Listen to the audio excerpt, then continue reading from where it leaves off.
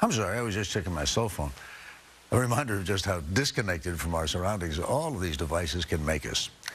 And disconnected is one of the milder things some critics say about our push-button companions. Our cover story is reported by Susan Spencer of 48 Hours. Once upon a time, in what seems a far-off land, if you saw someone walking down the street talking to himself, you'd think he was, well, crazy. Not anymore. 90% of American adults own cell phones. And whether talking or texting, it seems that 90% of the time, they are using them. These days, the minute that people are alone, at a stop sign, at the checkout line in a supermarket, they panic. They reach for a phone. MIT psychologist Sherry Turkle says high-speed connections have left us more disconnected than ever. I study families who are having breakfast together, and every member of the family is texting. I study funerals, and people are texting. At funerals? At funerals. And the cover of the New Yorker kind of captured this. The whole family's at the beach, you know, and each of them is on their phone. Her book, Alone Together, surveyed hundreds of people about their plugged-in lives. Her conclusion, we have lost the art of conversation. An 18-year-old boy talks about how he always would rather text than talk. And he says, I'll tell you what's wrong with having a conversation. It takes place in real time, and you can't control what you're going to say. These days, texting is seen as a skill. In New York recently, thumbs were flying as teens competed for the coveted title of America's fastest texter. On average, 18 to 24-year-olds send and receive a whopping 3,200 text messages a month. Is it too strong to call this an addiction? I don't like the word addiction personally. I think we're vulnerable. I think we're smitten. We're like young lovers who are afraid that too much talking will spoil the romance. We can't take our eyes off the things, even when we should. Security cameras caught this poor woman walking with confidence straight into a fountain. Whoops. She just got wet. This guy could have been killed as he nonchalantly strolled off a train platform. Around the country last year, there were over 1,000 emergency room visits for just these sorts of injuries. So where would we all be if suddenly we didn't have these precious little devices? If we had to give up the iPad and the smartphone and the BlackBerry, what exactly would happen? Could we even function? It turns out that these are not silly questions, as researchers here at the University of Maryland discovered. It ended up being the most horrible experience many of them had ever in their life, according to what they self-reported to us. Researcher Sergei Golinsinski and his colleagues asked students around the world to go without their cell phones for 24 hours. The psychological impact was significant. 70% of them quit the experiment, saying they simply couldn't do it. They felt a tremendous amount of boredom. They were bored without it. They felt emotionally detached from the rest of the world. One American student reported, I was itching like a crackhead. Someone in the UK said, media is my drug. I'm an addict. A student from China wrote, I was almost freaking out. And a person from Argentina reported, sometimes I felt dead.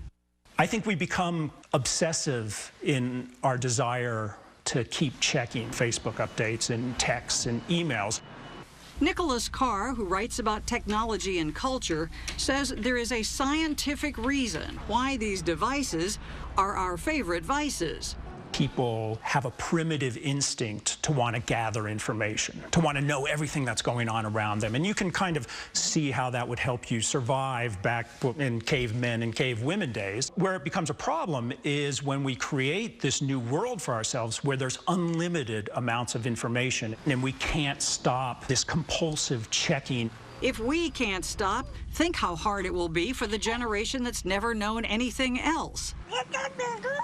Like this toddler, a YouTube sensation. She is so used to the touchscreen iPad that a magazine leaves her mystified. How does this work? Why isn't it responding? The trend is toward ever more connection, ever more distraction. And Carr thinks all this distraction is messing up our brains. It begins to crowd out all the quieter, calmer moments when you might engage in reflection or introspection or contemplation.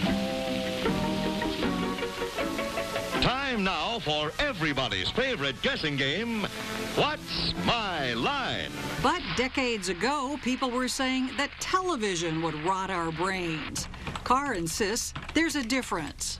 It was isolated into certain periods of our days. You'd come home from work and you'd watch some TV, or you'd watch some TV on the weekend. Some people, the first thing they do when they wake up, check their email. The last thing they do before they go to bed, take another glance. And so this is the first time we've had a technology that is kind of imposing itself on us throughout the entire course of a day.